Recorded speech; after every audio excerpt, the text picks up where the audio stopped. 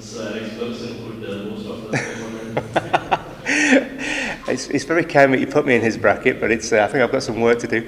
I think, obviously, so far, the games that we've played, we've done very well. And what I've really enjoyed about, obviously, coming here to Kandy and playing is we've had two excellent surfaces to play on, and we're seeing that the batsmen are scoring big runs, and we're learning how to defend on flat wickets. And I think, obviously, the scores that the individuals have achieved as well has been fantastic to watch, but also the partnerships that those top six have generated for us. And I think it's generated some really good, exciting cricket as well. And obviously the bowlers have had to work hard, which is also not a bad thing, because it will help us learn to play cricket, all around the world, and be able to compete all around the world. So for me, I think it's been so far been a very good experience for us, and we're seeing some good results, which is great. After the World Cup, you know, disappointment, what have you done to sort of turn things around? From the World Cup, I think what we've done is we've flattened the wickets, so we want to try and give the batsmen confidence. We want them to learn to score big runs and put on those big partnerships that I've just talked about. So the more we can do that for them, the better, because ultimately, nowadays the 50-over game, they're scoring 300 runs plus regularly, and we have to learn how to do that. But equally, from a bowling attack point of view, we've got to learn how to defend and what disciplines are needed to defend scores on these good wickets as well. So I think for us, the experience of doing what we're doing now will hold us in good stead moving forward. And we are in that building phase again now. We're building for the next World Cup, and we have to make sure that we put all the building blocks in place, so when we do arrive there, we're in a good place. Everybody's got experience under their belt, everybody knows their roles, and everybody has had success along the way as well, so they carry that confidence with them. One of the areas that you see a huge improvement during your tenure is fast bowling. Quite good guys that come up with match-winning efforts. How satisfying is that? Oh, really satisfying, because I love fast bowling, as you guys know, and it is a passion of mine. So for me to better just help the youngsters that we've got here to come on, we've seen Dilly and everybody come on. Everybody's improved. So for me, just to give them my experience, what I took from obviously my past roles, having been a fast bowler myself, it's great to watch them come on. But to be fair, I've got to give the players a lot of credit for this, because they're the ones out there doing it. They're the ones that are listening, and they're being open-minded enough to try different things. And I think we're seeing the results of that now. So, do you know what? It's early days, and we've got to keep pushing. But we have the making of a very fine young bowling attack across all formats, if you look at the guys that we've got. Please, we saw in the last formations and also in this one, we saw some good bowling partnerships. How will you inspire them, or what will you tell them to keep that kind of bowling partnerships?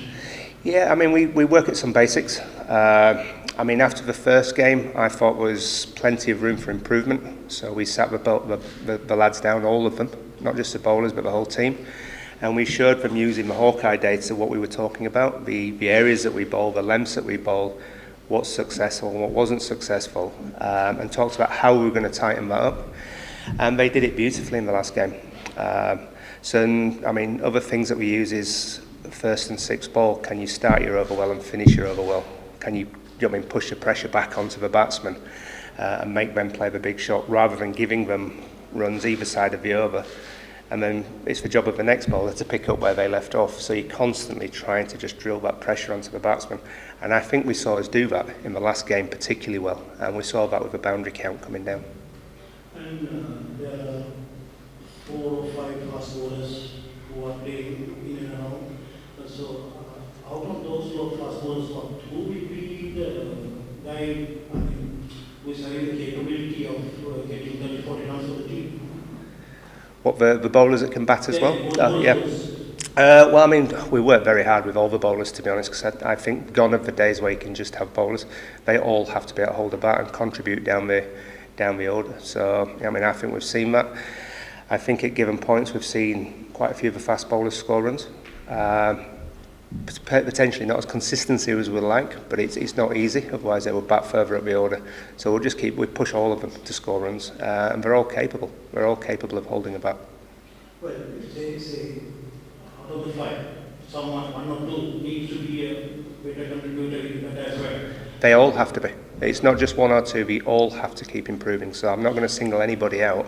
What I will say is we're going to push all the fast bowlers and spinners to make sure that they're capable of contributing with the bat. Because I think everybody has to do it at some point. So if that's the case, what should they be doing? What should they be doing to achieve it? Well, I'll tell you what they are doing. Every day when we practice, they get their allotted time in the nets as well. They get their allotted time with the batting coaches. So that's what they are doing, and that's what they need to do. Coach, Asif Fernando was sort of, sideline as a test match bowler. He has not played ODI for quite a while until he beaten Sunday's game when he came for replacement as for the short career. I mean, how well do you think he turned up for the game, and especially with short balls, testing the batsman up, and is he going to be sort of, future plans for individual games as well moving forward? Well, I think he certainly put his best foot forward, didn't he, in the last game. I think the way he turned up on short notice and the way he performed with that ball in hand was fantastic. I think the skills that he's got, or what he showed us during the test match, lent themselves very well to one-day cricket as well. I mean, the way that he can hit length hard time and time again. The lines that he bowls are very tight, and he's got a very accurate bouncer. So for me, we need to keep pushing him on. I mean, keep working on his slower ball so he has that variation in there. But I think the basic skill set that you need to be successful in white ball cricket, 50 over white ball cricket, he certainly showed he got that in the last game. Two more questions? Yeah, one and What about on Batul Santa and Charita? Batul to start with, not many people would have picked him to become the first Sri Lankan to score double hundred. But he managed that on Friday and Charita Santa. Actually, but the second game is where everybody he was in months. I'm sorry, I can't hear for that. It's like a helicopter. Pathum Nissanka, listen, he's been threatening to do something big for a while now. I think he's been a quiet, consistent performer at the top of the order for us and has gone about making that position his own.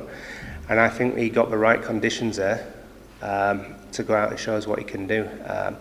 And I think we all witnessed something very special in that knock. And I think for him to do it on his 50th game, I believe it was as well. I mean, what a way to celebrate your 50th ODI cap by scoring the highest score for a Sri Lankan as well. So I know we in the dressing room certainly enjoyed it. We certainly celebrated with it afterward for him and made a fuss of him, which he deserved. But we've seen he's been becoming more and more consistent for us. And Charif, you mentioned as well, he's been Mr. Consistent, obviously coming at number 5. So what we are finding now is as a batting lineup, we're all starting to cement their places, and the pieces are sort of falling into place now. So we have to keep encouraging them to go out and score runs, because ultimately that's what the name of the game is. Well, due to the recent days, both Kusal and Charita pointed out the importance of playing on good serves, good batting figures. So is it going to be is there going to be a change of Sri Lankan approach in the next the recent future? Like we used to play on slow and low turners, but is it going to be a change of Sri Lankan approach in the coming matches? I mean, not only the T20, but in future as well. Well, if we just look at 50 over cricket for the moment, I think our game plan is better suited to good wickets. The game plan that we're trying to play by works best on good wickets. So that's why I asked for flat wickets. I mean, thankfully I got the support in that from the powers that be, but I think for how we want to play our cricket, the nature in which we want to play it, then we need good wickets to do that, and also allow the players the opportunity to galvanise that game plan through the fact that they can go out and do it time and time again. And slow, low wickets at times don't suit us to do that. So for me, the wickets have been excellent here. Yes, we've seen lots of runs, but that's what we want really. We need to be able to post those big scores, and then we need to be able to defend them. thank you very much. Yeah, please start your comment from. Okay, thank you guys.